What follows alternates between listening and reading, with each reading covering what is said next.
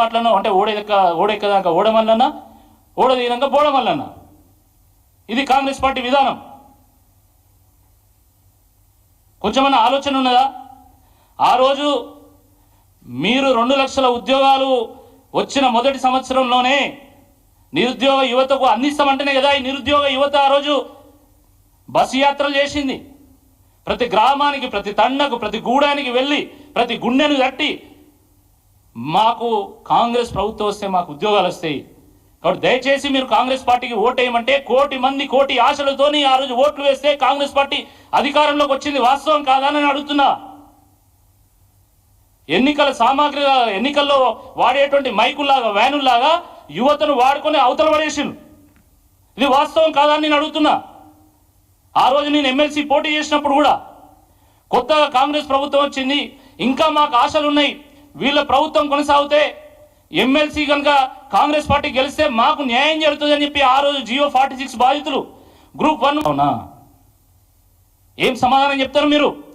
ఈరోజు కొంతమంది నిరుద్యోగులను వాడుకొని ఎమ్మెల్యే లైన్లు, ఎంపీ లైన్లు, ఎమ్మెల్సీ లైన్లు, వాళ్ళ సమాధానం ఏందని నేను అడుగుతా ఉన్నా. ఈరోజు పెద్ద పెద్ద లాయర్లను పెట్టి కోట్ల రూపాయలు వెచ్చించి ఈరోజు నిరుద్యోగులు కోర్టు మెట్టులు ఎక్కితే, ఎందుకంటే ప్రభుత్వం న్యాయం చేస్తలేదు కాబట్టి, ఆ రోజు హామీ ఇచ్చినటువంటి కాంగ్రెస్ పార్టీ కనీసం అపాయింట్మెంట్లు ఇస్తలేదు కాబట్టి వాళ్ళు సుప్రీంకోర్టు మెట్లు ఎక్కి సుప్రీంకోర్టు ఆ తలుపులు తడతా ఉంటే మీరు కోట్ల రూపాయలు వెచ్చించి ఈరోజు నిరుద్యోగులను ఓడిస్తా ఉన్నారు ప్రతి కేసులో. ఇది వాస్తవం కాదా అని నేను అడుగుతున్నా. ఇది మీరు చేస్తున్నటువంటి మోసం కాదా అని నేను అడుగుతా ఉన్నా. జియో 46 విషయంలో ఆ రోజు మీరేం చెప్పింది, ఈరోజు మీరేం చేస్తున్నారు? బీసీ కులగణన గురించి మాట్లాడతారు వీళ్ళు, పెద్ద పెద్ద ఉపన్యాసాలు ఇస్తారు, లెక్చర్లు దంచుతారు అసెంబ్లీలలో. మరి జియో 29 విషయంలో సామాజిక న్యాయానికి మీరు ఎందుకు అడ్డుపడుతున్నారని నేను అడుగుతున్నా. జియో 29 తీసుకొచ్చి ఈరోజు ఓపెన్ కేటగిరీలో ఎస్సీ ఎస్టీ బీసీలు పోటీ పడకుండా చేసి వాళ్ళ గొంతు నొక్కి వాళ్ళని సర్వనాశనం చేస్తున్నది వాస్తవం కాదని నేను అడుగుతా ఉన్నా. మరి అలాంటప్పుడు జియో 29 మీరు ఎట్లా సమర్థిస్తారు? జియో 55ని ఎందుకు కొట్టేస్తారు? జియో 29 వల్ల ఈరోజు జాబులు కోల్పోతున్నటువంటి ఈ బీసీ ఎస్సీ ఎస్టీ అభ్యర్థులకు మీరు ఇచ్చేటువంటి సమాధానం ఏందని చెప్పి ఈ సందర్భంగా అడుగుతా ఉన్నాను. ఈ ప్రభుత్వం ఎంత ఘోరం అంటే ఇతరట surveying is a technical job. సాంకేతిక పరిజ్ఞానంతో కూడుకున్నటువంటి ఉద్యోగం అది. విఆర్ఓ తీసుకొచ్చి వాడు పాయింట్ పెట్టమంటే ఆయన పెడతాడు. ఆయనకి ఏం తెలుస్తుంది?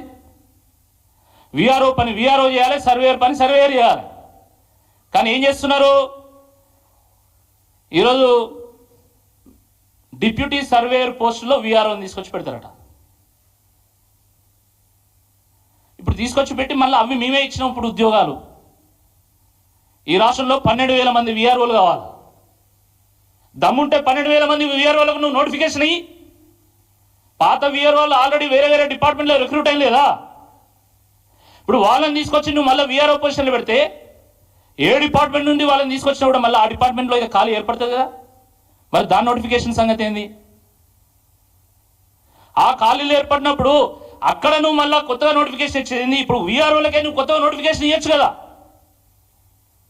ఈ 12,000 విఆర్ఓ పోస్టులకు తక్షణమే నోటిఫికేషన్ విడుదల చేయాల్సిందే. ఈ సందర్భంగా బీఆర్ఎస్ పక్షాన మేము డిమాండ్ చేస్తూ ఉన్నాం. అదేవిధంగా సర్వేయర్ పోస్టులలో బీటెక్ సివిల్ చదివినటువంటి వాళ్ళని కానీ, సివిల్ డిప్లొమా చేసినటువంటి వాళ్ళని కానీ, డ్రాఫ్ట్ మెన్ చేసినటువంటి వాళ్ళని కానీ వాళ్ళతోని దీన్ని భర్తీ చేయాలి కానీ విఆర్ఓలతో ఎట్టి పరిస్థితుల్లో భర్తీ చేయొద్దు అని చెప్పి ఈ సందర్భంగా మేము కోరుతా ఉన్నాము. ఇక నిన్న మొన్న మీకు తెలుసు విద్యుత్ సౌదా దగ్గర ఏఈగా రిక్రూట్ కావాల్సినటువంటి వాళ్ళు ధర్నా చేసిన మొన్న. వాళ్ళ ఫలితాలు వచ్చినాయి, వాళ్ళ సర్టిఫికేట్ వెరిఫికేషన్ అయిపోయింది. ఇక రేపో ఎల్లుండో నియామక పత్రం ఇస్తామని చెప్పి ఇప్పుడు 100 రోజుల నుంచి వాళ్ళకి నియామక పత్రం ఇవ్వలే. నిన్న మొన్న మేము మాట్లాడితే ఇప్పుడు మళ్ళా 6వ తారీఖు వాళ్ళని పిలుస్తానట. అంటే బీఆర్ఎస్ పార్టీ మాట్లాడితే తప్ప ఈరోజు ప్రభుత్వానికి సోయి లేదు. అది నిరుద్యోగుల పక్షానైనా, రైతుల పక్షానైనా, కార్మికుల పక్షానైనా, మహిళల పక్షానైనా, విద్యార్థుల పక్షానైనా బీఆర్ఎస్ పార్టీ మాట్లాడితే తప్ప ఈరోజు ప్రభుత్వానికి సోయి రావడం లేదు. సెల్ఫ్ డిక్లరేషన్ చేయాలంట రైతు బంధుకు. రైతు అనే వ్యక్తి ఫస్ట్ రైతును అవమానించింది మీరు. అసెంబ్లీలో చర్చ పెట్టి ఎవరో దొంగలు ప్రభుత్వ సొమ్మును ప్రజా సొమ్మును దగా చేస్తున్నట్టు, దోపిడీ చేస్తున్నట్టు మీరు రైతుల గురించి మీరు అసెంబ్లీలో చర్చ పెట్టి వాళ్ళని అవమానించింది, రైతులను అవమానితులు చేసిండు. ఇప్పుడు ఏం చేస్తున్నారు? రైతులు సెల్ఫ్ డిక్లరేషన్. ఏ రైతు అన్నా కూడా పత్తి వేసినా కూడా నేను 2 పంటలు వేస్తున్నా అని చెప్తాడు, మిర్చి వేసినా కూడా నేను 2 పంటలు వేస్తున్నా అని చెప్తాడు. ఆశతో నేను 2 పంటలు నేను వేసుకుంటున్నా కాబట్టి నాకు 2 పంటలకు మీరు రైతు బంధు ఇవ్వాలంటాడు, రైతు భరోసా ఇవ్వాలంటాడు.